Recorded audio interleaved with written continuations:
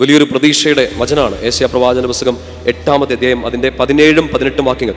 നിങ്ങളുടെ കുടുംബത്തിൽ എന്തെങ്കിലുമൊക്കെ ക്രൈസിസ്, വേദന, ഒരു കൂട്ടായ്മയായിട്ടൊരു ക്രൈസിസിലൂടെയൊക്കെ കടന്നു പോകുന്നുണ്ടെങ്കിൽ, പ്രത്യേകിച്ച് നിങ്ങളുടെ കുടുംബങ്ങളിലൊക്കെ വിശ്വാസരാഹിത്യമൊക്കെ ഉണ്ടാകുന്നുണ്ട്, പ്രാർത്ഥനയുടെ ഒരു അരൂപിയില്ല, അല്ലെങ്കിൽ എന്ത് ക്രൈസിസിലൂടെ നിങ്ങളുടെ കുടുംബം ഒന്നായി കടന്നു പോകുന്നോ ഒന്ന് വായിച്ച് പ്രാർത്ഥിക്കാൻ വലിയൊരു ശക്തി കിട്ടുന്ന ഒരു അഭിഷേകത്തിന്റെ വചനമാണ് ഏശയ്യാ 8:17-18. ഉറക്കെ വായിക്കാം.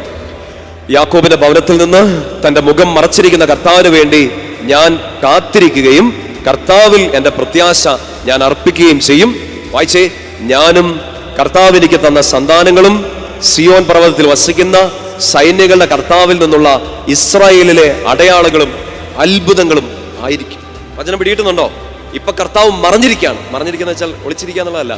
ഞാൻ ഈ പ്രാർത്ഥിച്ചിട്ടും കർത്താവ് എനിക്ക് ഒരു റിസൾട്ട് തരുന്നില്ല. എന്നാലും എൻ്റെ അടുത്തുനിന്ന് മറഞ്ഞിരിക്കുന്ന ആ കർത്താവിന് വേണ്ടി ഞാൻ കാത്തിരിക്കും. അതിന്റെ എൻഡിൽ, ഇൻ ദ ക്ലൈമാക്സ്, എന്താണ് സംഭവിക്കാൻ പോകുന്നതെന്ന് വചനം പറയാണ്. ഈ നാട്ടിൽ, ഈ ദേശത്ത് കർത്താവ് ഉണ്ട് എന്ന് കാണിച്ചു കൊടുക്കുന്ന ഒരു അത്ഭുതമായിട്ട് ഞാനും എൻ്റെ സന്താനങ്ങളും എൻ്റെ കുടുംബവും മാറും. കിട്ടുന്നുണ്ടോ?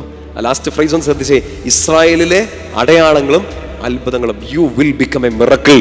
കർത്താവ് സത്യമായും ജീവിക്കുന്നവനാണ്, അവൻ രക്ഷകനാണ്, അവൻ സഹായിക്കും എന്നുള്ളതിൻ്റെ ഒരു അടയാളമായി കർത്താവ് നമ്മളെ മാറ്റും. പറഞ്ഞേ ഹല്ലേലൂയ. ഒറ്റ നിർബന്ധമേ ഉള്ളൂ, ഒറ്റ കണ്ടീഷനേ ഉള്ളൂ. കാത്തിരിക്കണം.